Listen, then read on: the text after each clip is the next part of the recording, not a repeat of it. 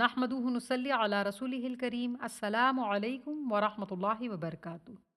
دیکھیں، صرف فرض نماز ہی کافی ہے اور قضاء عمری کے تعلق سے جو کنفیوژن ہے اس پر اللہ کے رسول صلی اللہ علیہ وسلم کی حدیث مبارکہ ہے۔ دیکھیں، ہم نے اب تک کیا کیا، ہمیں کون کیا کہتا ہے، وہ معنی نہیں رکھتا۔ معنی یہ رکھتا ہے اللہ اور اللہ کے رسول کی بات مان لی جائے۔ قرآن اور جو آپ علیہ السلام کی صحیح احادیث ہیں، بس وہی ہمارے لیے کافی ہونی چاہیے۔ الحمدللہ اس کے علاوہ جو کچھ ہے وہ دین کا حصہ نہیں ہے۔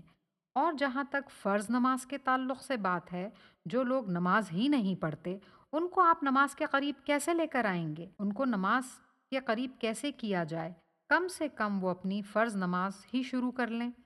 اس پر بھی آپ علیہ السلام کی واضح حدیث ہے جو آپ سے ایک بدو صحابی نے پوچھی تھی کہ مجھے آپ اتنا بتا دیں جس سے میں جنت میں داخل ہو جاؤں۔ آپ نے ان کو صرف فرائض ادا کرنے کا کہا۔ پھر وہ جاتے جاتے آپ علیہ السلام سے کہہ کر گئے، اللہ کے رسول، جو آپ نے بتایا نہ میں اس سے زیادہ کروں گا اور نہ ہی کم۔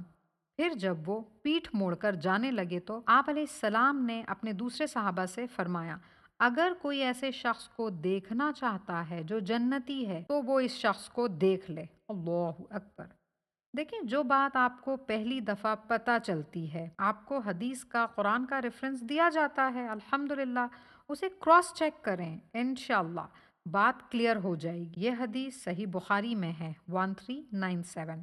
اور رہی بات قضاء عمری کی، تو اس کا کہیں بھی اس طرح سے ذکر نہیں کہ ہر نماز کے ساتھ پچھلی ملائی جائے۔ ہمیں آپ علیہ السلام کی یہ حدیث ملتی ہے کہ جو پورے دن کی سنت نمازیں انسان ادا کرتا ہے تو دیکھیں روز قیامت تو اس سے جو سوال کیا جائے گا وہ صرف فرض نماز کے تعلق سے ہی سوال ہوگا، اس میں کوئی کمی پائی جائے گی اس کی فرض نماز میں تو ان سنت نمازوں سے اسے پورا کر دیا جائے گا۔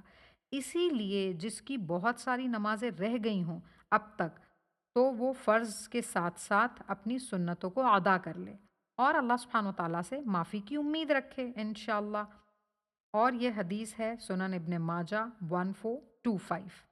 جزاکم اللہ خیرہ، وآخر دعوانا ان الحمد للہ رب العالمین۔